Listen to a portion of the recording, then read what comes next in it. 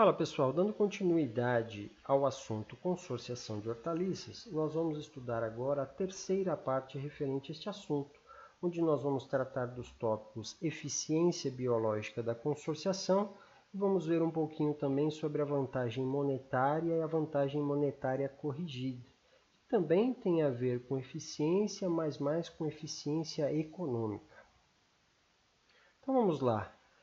Quanto à eficiência biológica da consorciação, para avaliação dos componentes dos sistemas consorciados, para se verificar se os sistemas consorciados, se eles foram compatíveis, se eles foram eficientes em termos produtivos, nós temos que lançar mão do uso dos chamados índices de eficiência biológica.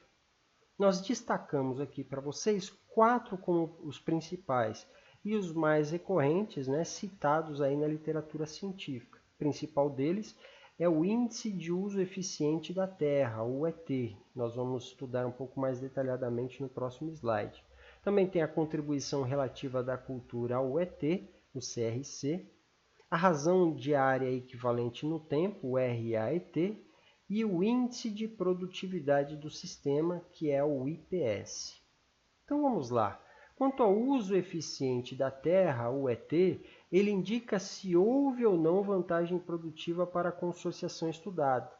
Então, para se realizar o cálculo, para se encontrar o valor de o ET, utiliza-se uma fórmula proposta por Wheeler em 1979, que ele calcula, o ET ele é calculado pelo somatório das produtividades relativas individuais. Então, produtividade relativa da cultura principal, a cultura A, mais a produtividade relativa individual da cultura companheira. Então, a cultura principal é sempre aquela de maior valor econômico, é aquela que o produtor ele pretende ter um maior retorno econômico quando ele utiliza duas culturas em consorciação. Então vejam que o ET ele pode assumir valores menores e maiores que 1. Então, se o ET for maior que 1, indica que houve vantagem produtiva. Então a consorciação ela é positiva. Se o ET for igual a 1, não houve vantagem produtiva. Então tanto faz realizar o cultivo consorciado ou monocultivo, que não vai ter vantagem produtiva nenhuma. As duas vão produzir igualmente. E se o ET for menor do que 1, há desvantagem produtiva do sistema de cultivo em estudo. Nesse caso, esse sistema acaba sendo deixado de lado e passa a se adotar mesmo o monocultivo ou busca-se outras culturas para a consorciação com aquela considerada principal. Um outro índice importante é a contribuição relativa da cultura principal ao ET. Então, ela é calculada pela razão entre a produtividade relativa individual da cultura principal com o ET total do sistema, conforme aqui uma fórmula proposta por Souza e Macedo em 2007. Então, vejam que a contribuição relativa da cultura ela indica a porcentagem em que a cultura principal ela contribui para a consorciação, a partir da relação da cultura principal com o ET do sistema, inferindo em qual dos sistemas consorciados ocorre uma maior participação da produção da cultura principal, conferindo aí maiores ganhos com essa cultura de interesse e assim maiores vantagens produtivas da consorciação.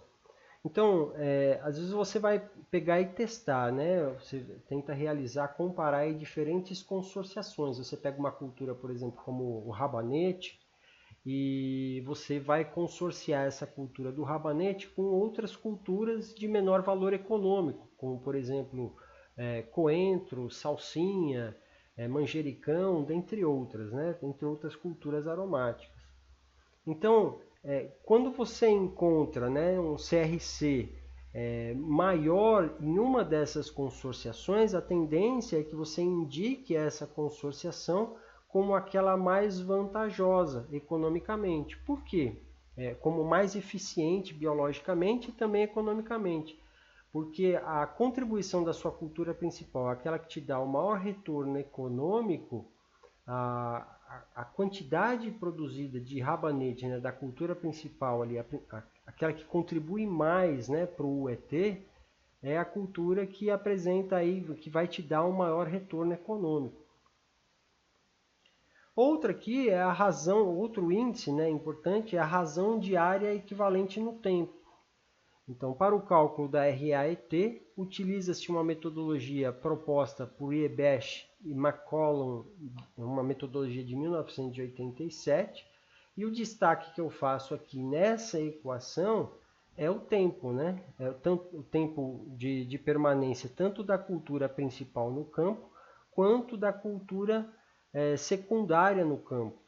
Então vejam, este índice inclui o fator tempo para o cálculo da eficiência do consórcio, sendo que RAET maior que 1 ocorre vantagem produtiva da consorciação avaliada. Se o RAET for igual a 1, não há vantagem produtiva. Se o RAET for menor que 1, ocorre desvantagem produtiva, não justificando a relação de cultivo para fins de rendimento. Então, de modo geral, quando o período do consórcio é semelhante ao ciclo produtivo das culturas envolvidas no consórcio, o RAET permanece igual ao UET. Quando o período do consórcio se estende mais que o ciclo produtivo individual das culturas, o RAET é menor que o UET, indicando o uso ineficiente dos recursos ao longo do tempo. Quando a duração da consorciação é menor que o ciclo produtivo das culturas, tem-se um RAET maior que o UET, devido à maior eficiência no uso dos fatores de produção no tempo, permitindo mais colheitas durante um intervalo de tempo.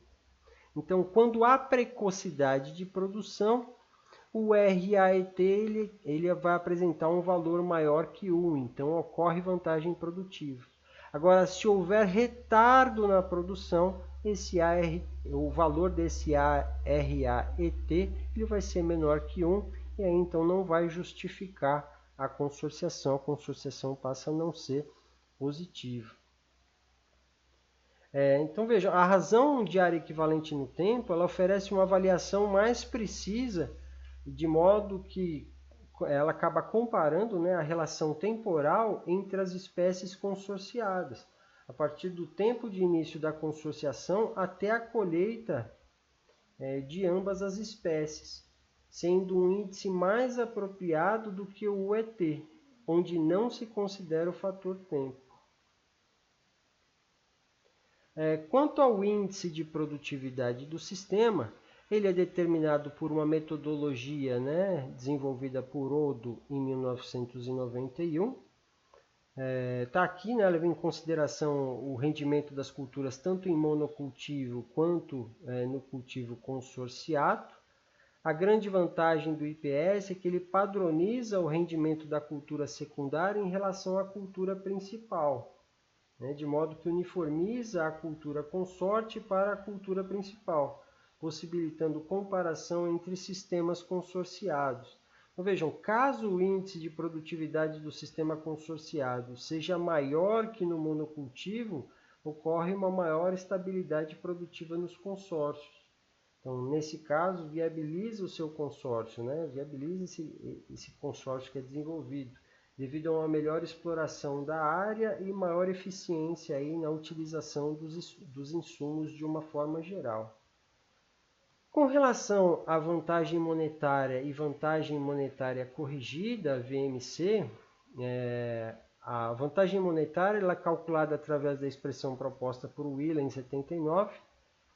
Também a vantagem monetária corrigida é proposta por Wheeler. A diferença entre as duas é que uma leva em consideração aí a renda bruta e a outra leva em consideração a renda líquida, né, para o cálculo.